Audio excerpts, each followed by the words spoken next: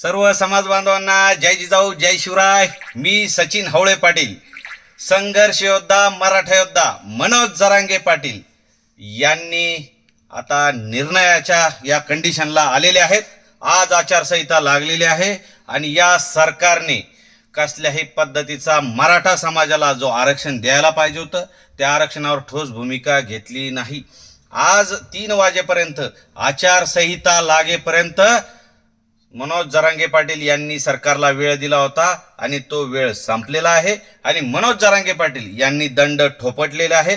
मी तमाम सर्व मराठा समाज बांधव असतील, दलित असतील, धनगर असतील, बंजारा असतील, ओबीसी असतील, मुस्लिम असतील, जे आमच्या पाठीशी त्या सर्व समाज बांधवांना सांगू इच्छितो, मनोज जरांगे पाटील यांनी सांगितलेलं आहे की आता आमच्यासोबत 18 पगड जातीचे समाज बांधव घेऊन आम्ही लवकरच बैठक घेणार आहे आणि त्याच्यावर निर्णय घेणार आहे आणि सकारात्मक भूमिका मनोज जरांगे पाटील घेणार आहेत.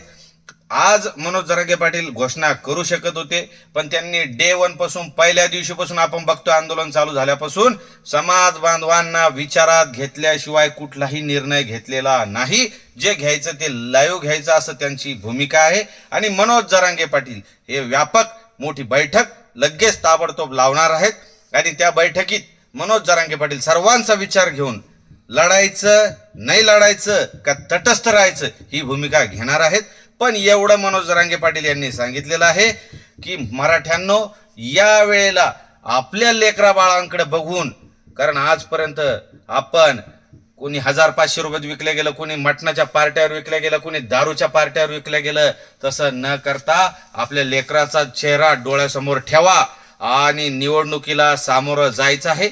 मराठ्यांचं सिंगल एक मतदानही फुटलं नाही पाहिजे, इतक्या प्रचंड ताकदीने मराठ्यांनी एक व्हायचं आहे. दलित बांधव आपल्या सोबत आहेत, मुस्लिम आहेत, धनगर आहेत, बंजारा आहेत, 18 पगड जातीचे समाज बांधव आपल्या सोबत आहेत. त्यामुळं कुणीही काळजी करायची नाही. सर्वांनी मनोज जरांगे पाटील यांच्या पाठीशी छातीचा कोट करून खंबीरपणे उभं राहायचं आहे. आता नाही तर कधी नाही. या सरकारने आपल्याला हलक्यात घेतलं. मराठा आरक्षणाचा प्रश्न हा मार्गी लावलेला नाही. त्यामुळं आज बघू शकतो आपण 2-4 दिवस अगोदरपर्यंत त्यांनी इतर जाती या ओबीसीत घेतल्या, पण मराठा समाजाचा भ्रही काढला नाही. कालच्या बैठकीतही निर्णय घेतला नाही आणि आज आचारसंहिता लागायच्या अगोदरही निर्णय घेतलेला नाही. त्यांनी बरेच जे अध्यादेश आहे ते काढले, आज दुपारपर्यंत अध्यादेश काढले, पण आता हे सरकार माजी झालेलं आहे आणि आम्हाला वाटतंय की अबकी बार पुढं मी सांगत नाही. आता ती मनोज जरांगे पाटील लवकरच बैठक घेऊन निर्णय घेणार आहेत. आपण सर्वांनी त्या बैठकीला यायचं ही विनंती करतो. तुम्ही महाराष्ट्रभर दौरा केला, अनेकांच्या भेटी घेतल्या, नेमकी जनभावना काय आहे, समाज बांधवांचं काय म्हणणं आहे? मी मनोज जरांगे पाटील यांच्या सोबत प्रत्येक गाव न गाव, तालुका तालुका, जिल्हा जिल्हा, वाड्या वस्त्यांपर्यंत गेलो. प्रत्येक समाज बांधवांची ही भावना आहे, मनोज जरांगे पाटील यांनी या वेळेला उमेदवार दिले पाहिजे, कारण आपलं अस्तित्व हे दाखवून द्यायचं. प्रत्येक गावखेड्यामध्ये मराठा हे 90% मराठा समाज आहे आणि त्यासोबत दलित, धनगर, बंजारा, ओबीसी हे जे 18 पगड जातीचे समाज बांधव आपल्यासोबत आहेत. त्यांचं म्हणणं आहे, मुस्लिमांचं म्हणणं आहे, मनोज जरांगे पाटील सरकार सच्चा नेक दिल आदमी हमारी कौम में रहता था तो हमारी जाति का भी उद्धार होता था, लेकिन हमारी कौम का नहीं रह के भी मनोज जरांगे पाटिल मुस्लिम आरक्षण का विषय लेता है. ये हम मनोज जरांगे पाटील के पीछे है. आणि दलित समाजाचं असं झालं की त्यांचं म्हणणं आहे, आज त्यांचाही मोठा समाज आहे, मराठा समाजाच्या तोडीस तोड मराठा समाजाच्या बराबरीत दलित समाज आहे, पण त्यांचा 288 मध्ये त्यांना नेतृत्व नाही. एखादा चळवळीत मोठा झाला, त्याला आमदारकी वगैरे दिली, काहीतरी दिलं की तो समाजाला विसरून जातो. याच मुळे दलित समाजावर अन्याय झाला. धनगर समाजाच्या आरक्षणाचा प्रश्न जरी त्यांना आमच्यासारखं, जसं आम्हाला वाशीला चॉकलेट दिलं होतं तसं धनगर समाजालाही आरक्षणाचं हे झालेलं आहे.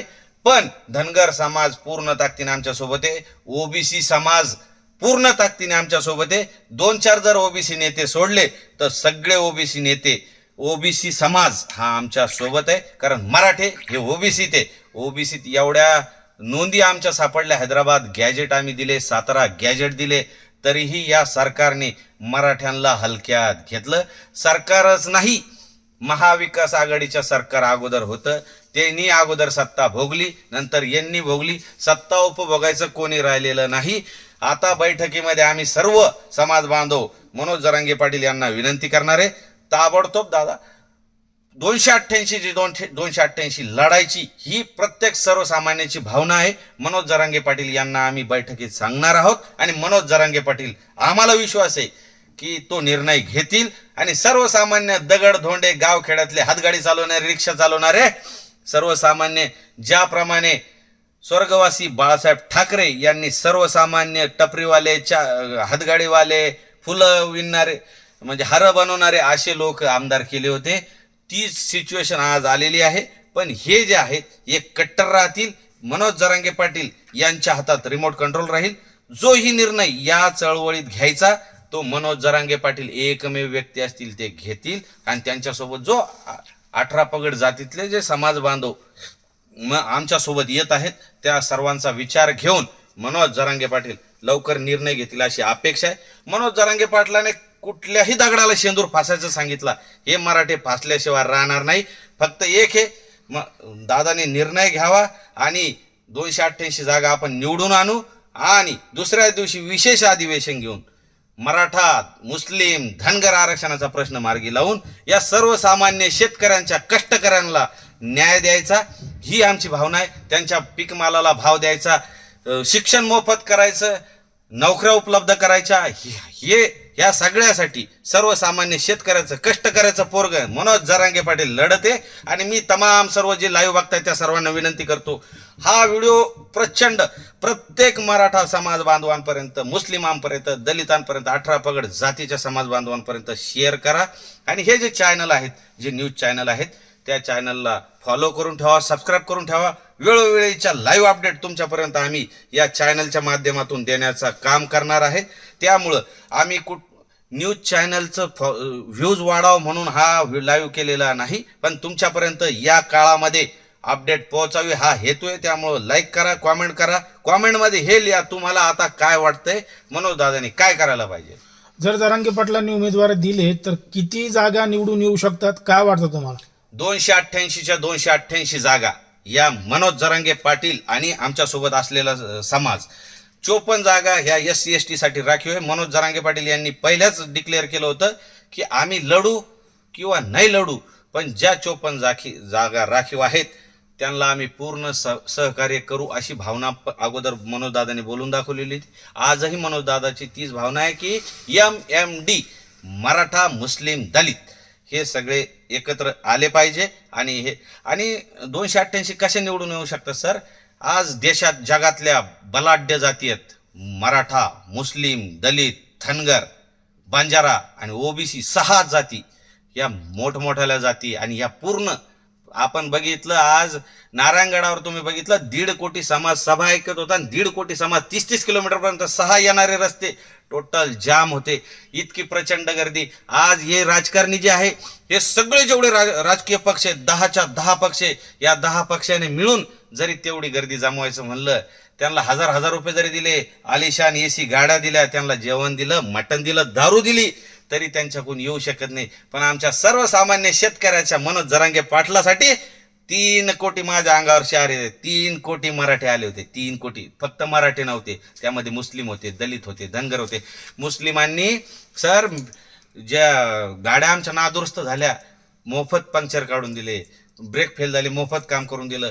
30-30, 40-40, 50-50 किलोमीटरवर जाऊन, 2 व्हीलरवर जाऊन, जर जिथं गाडी जात नाही, ट्रॅफिक जाम आहे त्या ठिकाणी पायी जाऊन ह्या इतर समाज बांधवांनी व्यवस्था केली, पाण्याची व्यवस्था केली, जेवणाची व्यवस्था केली. त्या सर्वांचे आम्ही आभार मानतो. आणि ते आमच्या पूर्ण ताकदीने आजपर्यंत हे पक्ष हिंदू, मुस्लिम, मराठा, दलित असे वाद लावत होते.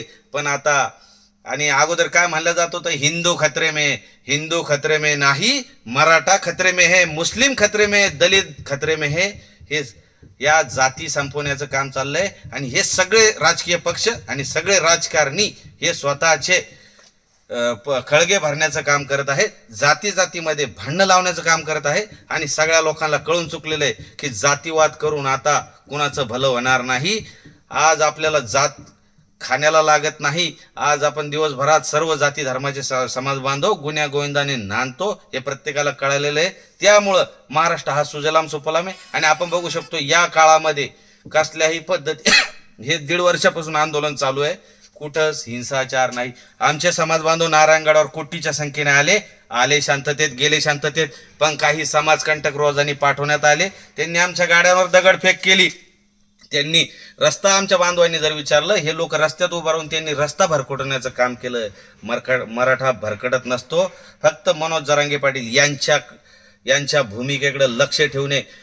खोटं नाही सांगत सर, जर मनोज जरांगे पाटलांना उमेदवार दिले 288 पैकी एकालाही गुलाल लागू देणार नाही. आणि ज्या लोकांनी मराठा आरक्षणाला विरोध केला त्यांच्या 7 पिढ्या घरी बसवल्याशिवाय हा मराठा शांत बसणार.